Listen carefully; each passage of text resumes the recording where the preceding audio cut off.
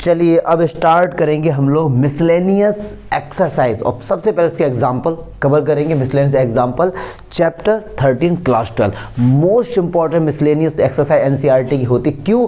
क्योंकि अब नहीं पता कि क्वेश्चन 13.1 का है, 2 का है, 3 का है, 4 का, 5 का। अब आपको केवल और केवल कंसेप्ट पर जाना पड़ेगा, इसलिए बहुत ही ज़्यादा इंपॉर्टेंट एक्सरसाइज होती है मिसलेनियस। चलिए स्टार्ट करते हैं, क्योंकि अब ना हर क्वेश्चन में हमको ये फाइंड करना पड़ेगा यार इसमें बेस थ्योरम लगेगी या फिर इसमें कंडीशनल प्रोबेबिलिटी वाला कंसेप्ट आएगा या रैंडम वेरिएबल आएगा या बाइनोमियल डिस्ट्रीब्यूशन आएगा, बर्नौली ट्रायल्स, ये सब कुछ तो वो तभी हम लोग कर पाएंगे जब कंसेप्ट क्लियर होगा। तो जल्दी से देखते हैं। ये दिए गए हैं कि भैया ये बॉक्स 4 है, 1 2 3 4 और हर बॉक्स के अंदर ब्लैक, व्हाइट, रेड और ब्लू बॉल्स रखी गई हैं। अब जरा जल्दी से क्वेश्चन देखते हैं क्या कह रहे हैं। अ box is selected at random. अब यहीं पे स्टॉप हो जाओ। कह रहे हैं सबसे पहले तो एक बॉक्स को सिलेक्ट किया गया है। अब आपके पास चॉइस आ गई, क्योंकि बॉक्स एक नहीं है, बॉक्स 4 हैं। और जैसे ही चॉइस वाली बात आती है बेस थ्योरम 13.3, तो सबसे पहले जैसे ही मैंने पढ़ा अ box is selected at random, इसके आगे पढ़ो मतलब स्टॉप हो जाता तुरंत, क्योंकि 4 इवेंट बनेगी, 4 तरीके से बॉक्स को सिलेक्ट कर सकते हैं। तो E1 लेता हूं मैं,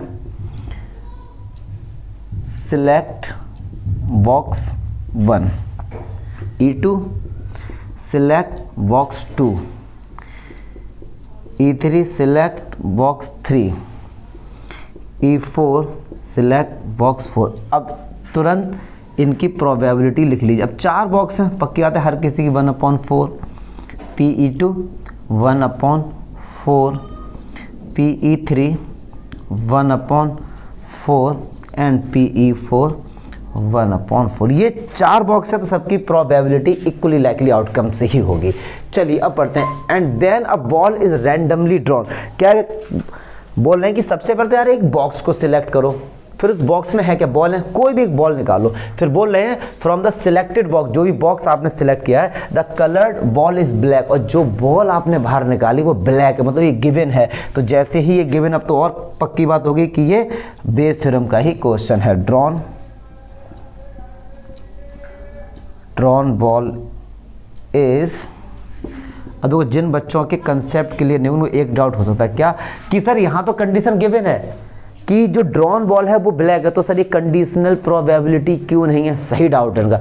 लेकिन मेरे भाई जब चॉइस होती है तो वहाँ पे कंडीशनल प्रोबेबिलिटी का प्रो वर्जन होता है हमारा बेस थ्योरम, क्योंकि यहाँ पे हमारा चॉइस है कि सबसे पहले आपको बॉक्स सिलेक्ट करने पड़ेंगे, बॉक्स में चॉइस है। चलिए कह रहे हैं कि जो ब्लैक बॉल आई है, सही बात है, ब्लैक बॉल बॉक्स 1 में भी है, 2 में भी है, 3 में भी है। कह रहे हैं जो ब्लैक बॉल आई है, find the probability drawn ball is from the box 3। मतलब जो ब्लैक बॉल आई ना वो किसकी होनी चाहिए? बॉक्स 3 की होनी चाहिए। मतलब क्या पूछा? ये पक्की बात है, गिवन क्या है कि भैया ब्लैक बॉल आ गई है।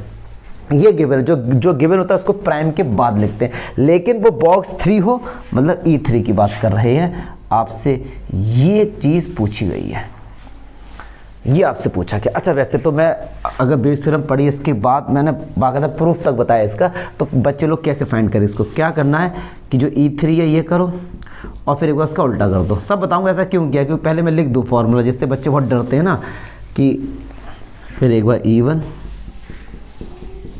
AY E1, या फिर अभी मैं लिख दूँ बच्चा फिर समझाऊंगा। मैंने तो यार इसका प्रूफ तक बताया, मैं वैसे भी कंसेप्ट पर जाने की कोशिश करता हूँ, रटी हुई चीज़ पर नहीं।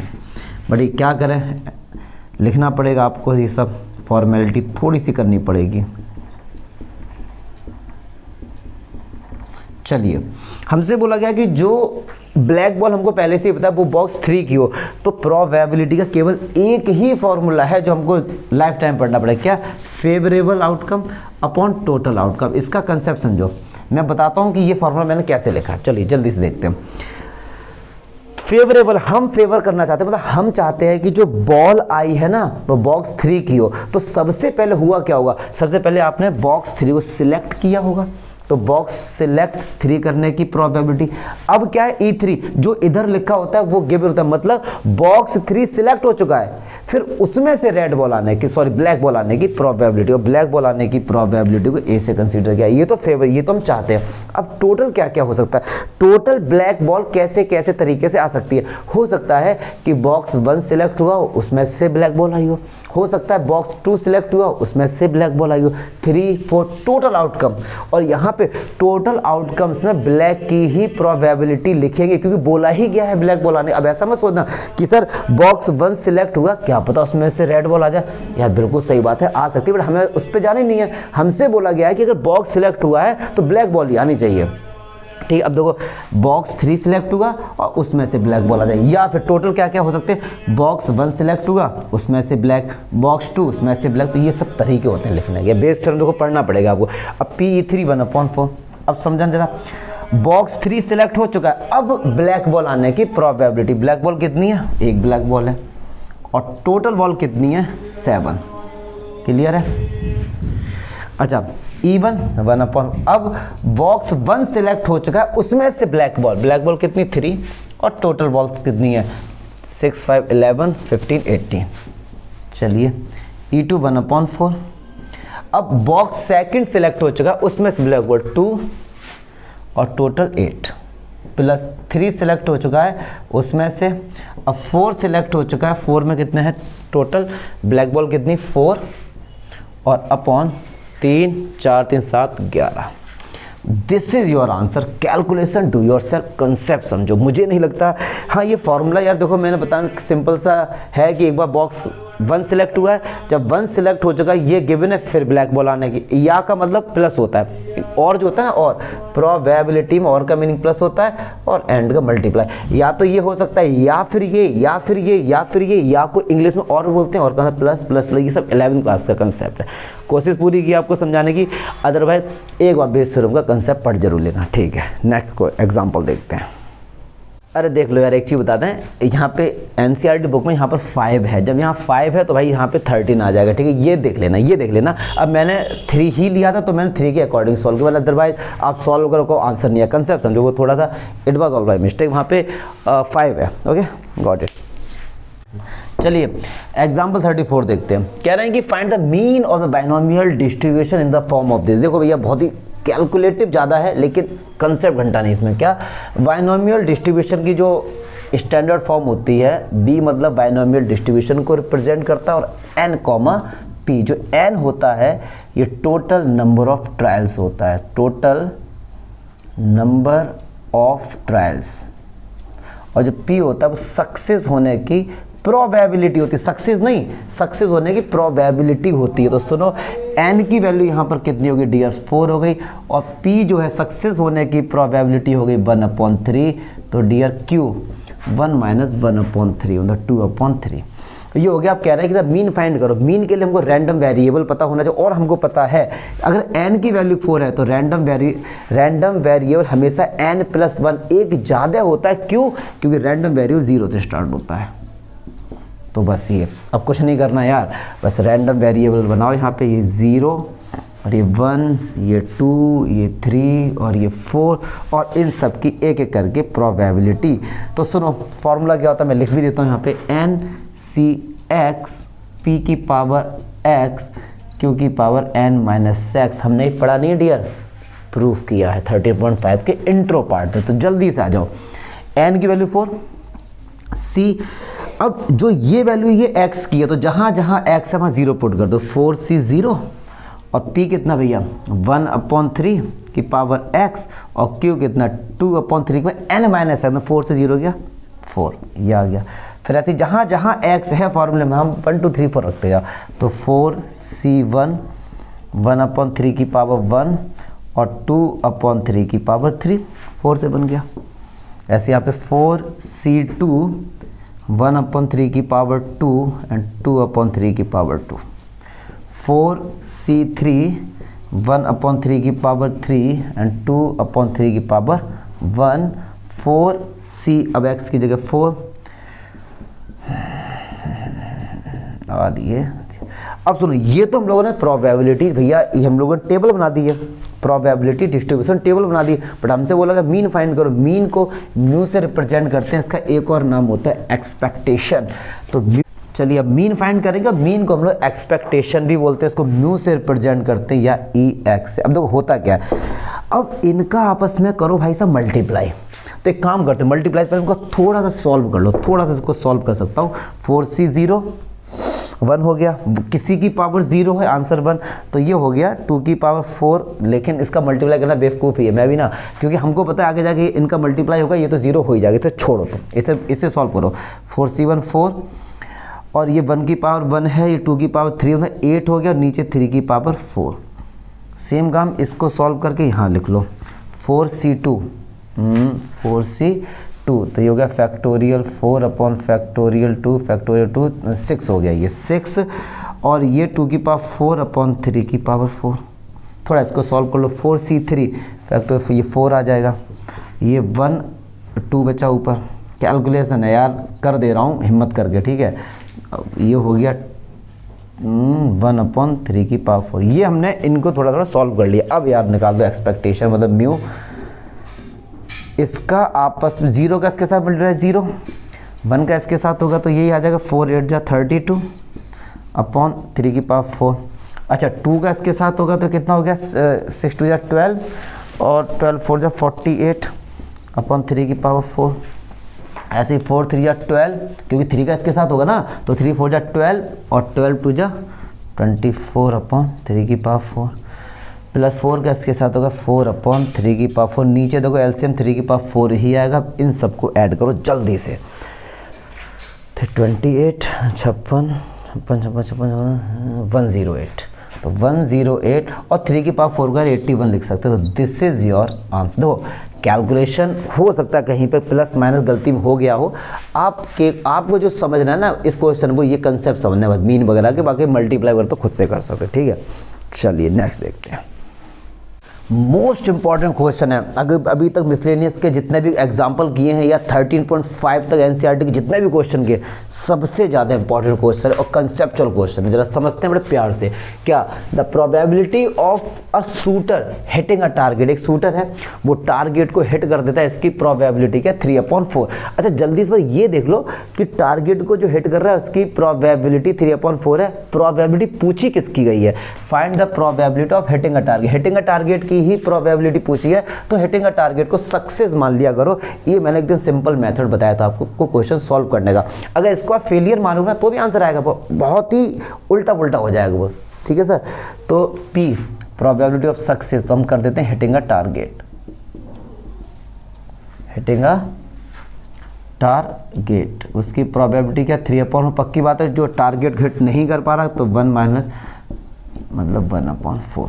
चलिए how many minimum number of times must he or she fire. अच्छा इंपॉर्टेंट क्यों है ये, कह रहे बताओ वो शूटर कितनी बार ट्राई करे, मतलब नंबर ऑफ ट्रायल्स हमको नहीं पता है, नंबर ऑफ ट्रायल्स हमको नहीं पता है, तो लेट नंबर ऑफ ट्रायल्स हमने यहाँ पे n कंसीडर कर लिया, x ले लो कोई दिक्कत नहीं है, ठीक है।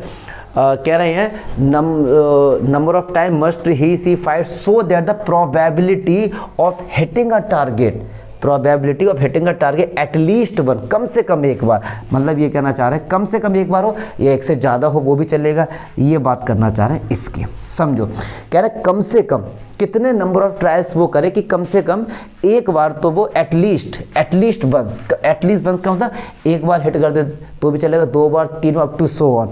ये जो प्रोबेबिलिटी है कम से कम एक बार हिट करने इज मोर देन 0.99 कि वो कम, अभी तक क्या होता था, प्रोबेबिलिटी पूछी जाती थी कि भैया बताओ कि वो कम से कम एक बार हिट कर दे, इसकी प्रोबेबिलिटी फाइंड करो। वो हमको पहले से ही गिवन है, प्रोबेबिलिटी कह रहा है कि वो पहले से ही गिवन है कि 0.99 है, बट ये होता है नंबर ऑफ ट्रायल्स कितने, ऐसा कितने, जैसे 10 बार मारे, 5 बार, 20 बार, कितनी बार करे कि एटलीस्ट वंस की जो प्रोबेबिलिटी है वो 0.99 हो जाए। तो चलो एक बात सुनो, क्या मैं इसको ऐसे लिख सकता हूँ 1 minus P X equals to 0।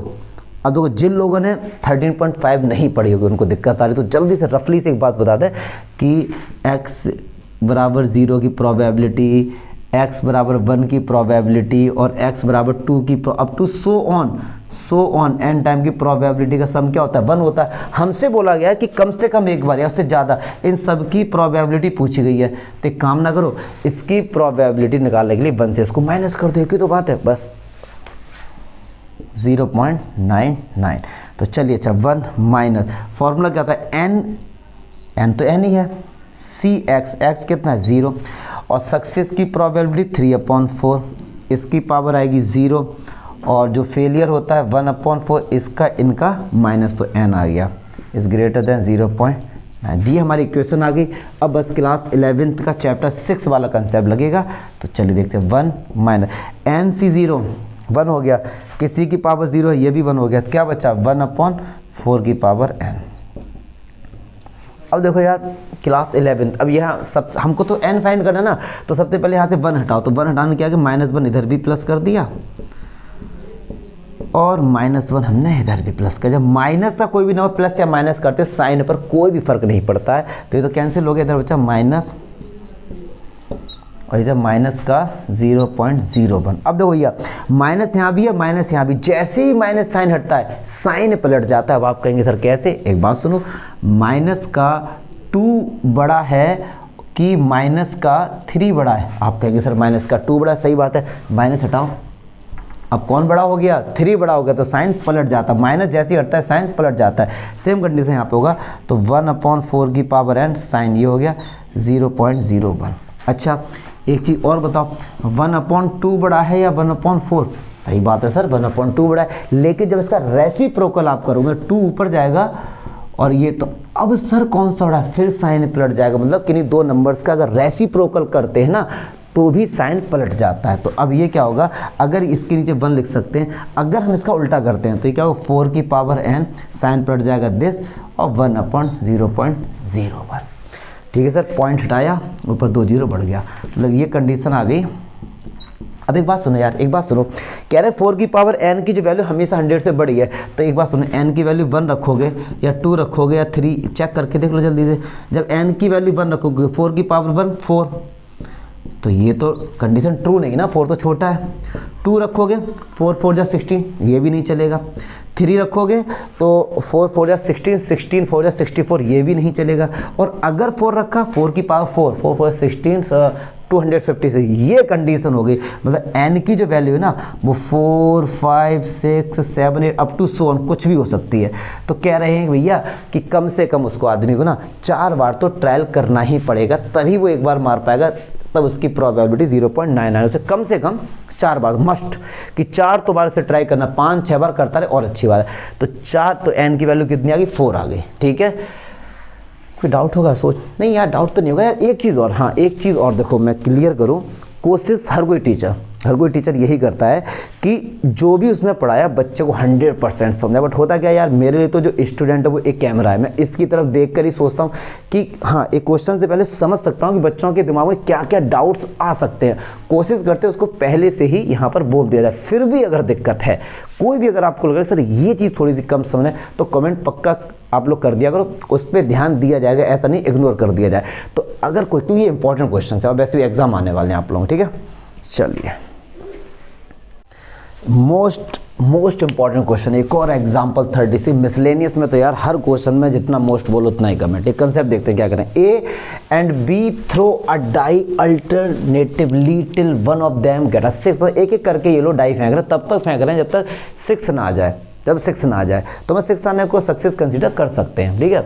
अच्छा, एंड विंस द गेम, 6 आने पर ये लोग गेम को जीत रहे हैं। तो find the probability of winning the game. Winning the game मतलब 6 आने को आप सक्सेस कंसीडर कर लो। तो सबसे पहले तो यहाँ पे और probability of getting 6,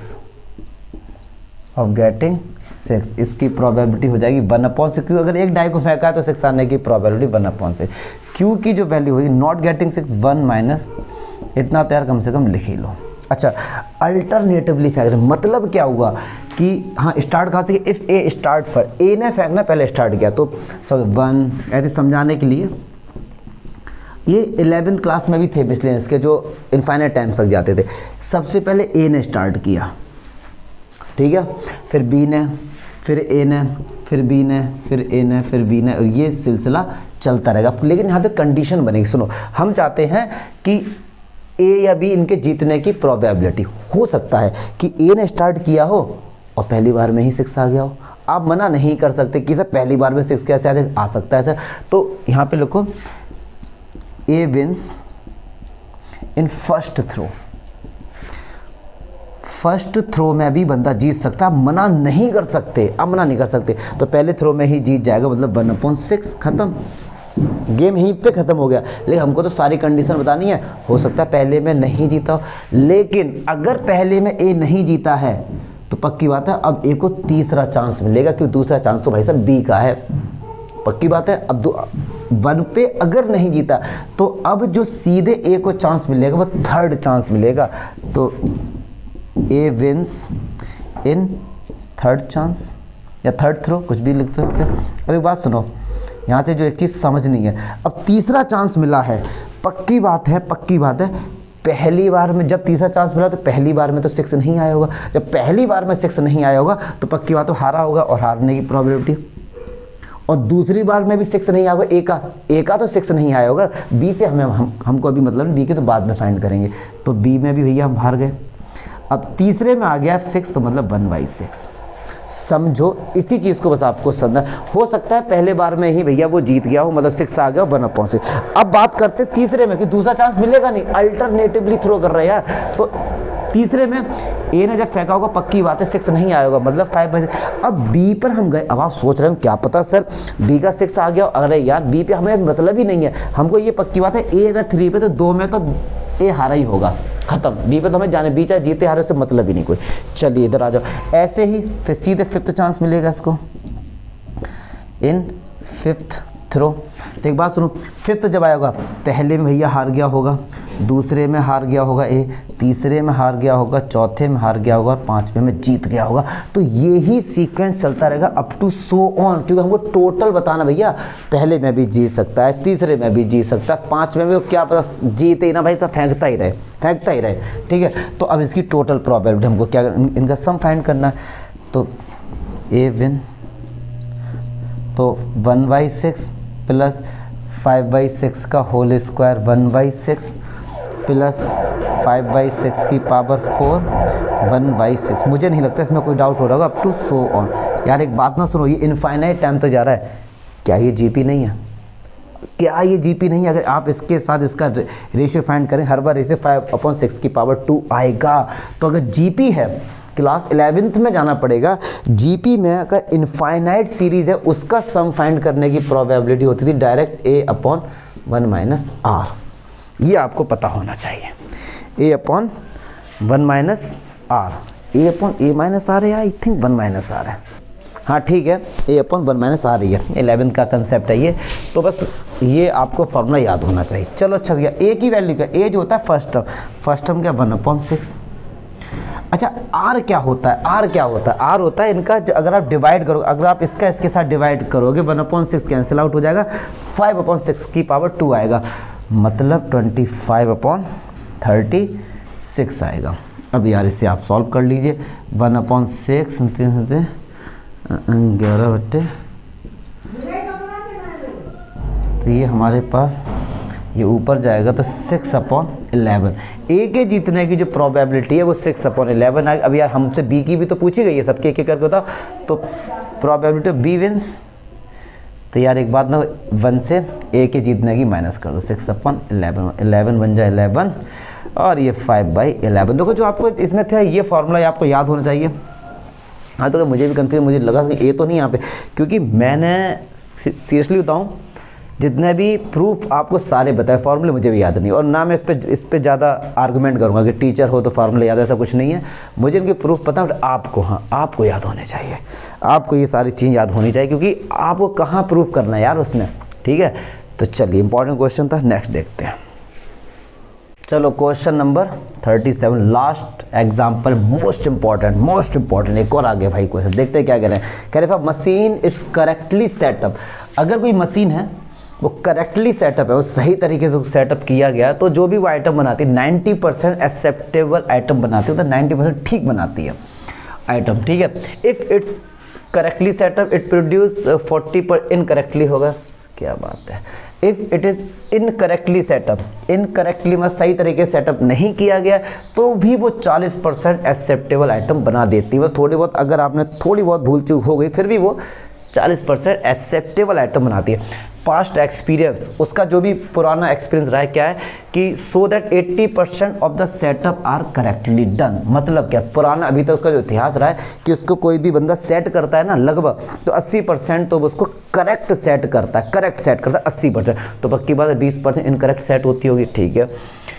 if after a certain setup, कोई भी एक सेटअप करता है, नहीं पता कि वो करेक्ट है या इनकरेक्ट, हमको नहीं पता, तब मशीन ने 2 एक्सेप्टेबल आइटम प्रोड्यूस किए हैं, ये पहले से गिवन है। जैसे ही कंडीशन गिवन आ गई समझ लो या तो कंडीशनल होगा या फिर बेस होगा। लेकिन यहाँ पर बेस थ्योरम इसलिए है कि हमारे पास चॉइस है, एक करेक्ट और एक इनकरेक्ट। तो बेस थ्योरम का ये क्वेश्चन क्या है, find the probability that machine is correctly setup. तो जिसकी प्रोबेबिलिटी पूछी जाती है, बेस थ्योरम बड़ी सिंपल है, उसी की इवेंट को even E two let girl. Even क्या है कि जो मशीन है ना वो करेक्टली सेटअप है। देखो एक चीज़ मैं क्लियर करूँ यहाँ पे, बहुत से बच्चे सोचते हैं कि सर ये भी 90% दिया गया, ये 40% दिया गया, 80 दिया गया, हम क्या 3 इवेंट बनाएंगे क्या, इवन ई 2 3? नहीं, इसी को समझो। मैंने बहुत अच्छे से बेस थ्योरम में समझा था। सबसे पहले देखो किसकी प्रोबेबिलिटी पूछी गई है कि जो मशीन सेटअप है वो करेक्टली है। तो मशीन का सेटअप केवल 2 ही है, या तो करेक्ट है या फिर इनकरेक्ट है। तो करेक्ट का जो सेटअप है वो कितना, 80% उसकी प्रोबेबिलिटी है, मतलब 4/5। अगर इनकरेक्ट सेटअप है, इनकरेक्ट सेटअप है तो उसकी प्रोबेबिलिटी के 1 से माइनस कर दो, मतलब 1/5। ठीक है सर। अच्छा, अब जब मशीन ने 2 एक्सेप्टेबल आइटम प्रोड्यूस करे, पहले से गिवन है, तो 2 एक्सेप्टेबल आइटम प्रोड्यूस किए हैं, तो बोला गया कि वो करेक्टली सेटअप का होना चाहिए। मतलब ये पहले से ही पता है आइटम तो एक्सेप्टेबल हैं, लेकिन किसका हो, करेक्टली सेटअप, मतलब इवन का हो। बस ये थोड़ा सा डिफरेंट क्वेश्चन अभी तक ऐसा है। बेस थ्योरम में क्या था कि यहाँ पे 2 आइटम को निकाला गया। अभी तक जितना भी बेस थ्योरम के हमने क्वेश्चन करते हर किसी में एक आइटम ने, एक बॉल निकाली गई थी या कुछ भी एक था, यहाँ पे 2 इसलिए अलग है। देखो बहुत ही, इसका फॉर्मूला कैसे बनाते हैं, PE1, वही बता भी दूंगा, उल्टा करते चले जाओ बस। तो ये PE1 A/E1